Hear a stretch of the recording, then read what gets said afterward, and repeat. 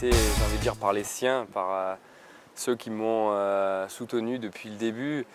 Ça fait chaud au cœur, il y a énormément de monde qui a fait le déplacement dans la patinoire de Gap et puis ensuite dans la rue principale où je ne sais pas combien de personnes étaient présentes, mais ça a été un petit peu la cohue et c'est vrai que je pense que la sécurité n'était peut-être pas forcément prévue qu'il y ait autant de monde. Et malgré tout, ça a été un moment super à vivre et je pense qu'il n'y a pas de meilleur endroit pour célébrer un titre que dans sa ville natale.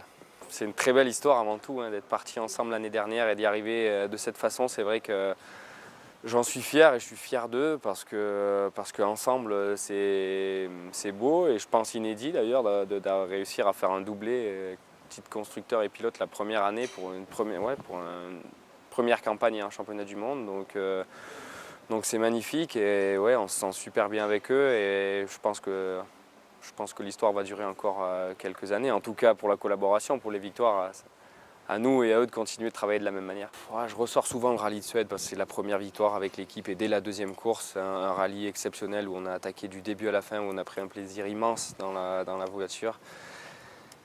Et clairement, c'est le le premier moment très très fort de l'année, même s'il y en avait déjà eu en Monte-Carlo parce que la deuxième place avait une saveur de victoire pour nous. La Suède restera forcément toujours marquée d'une pierre rouge dans notre palmarès.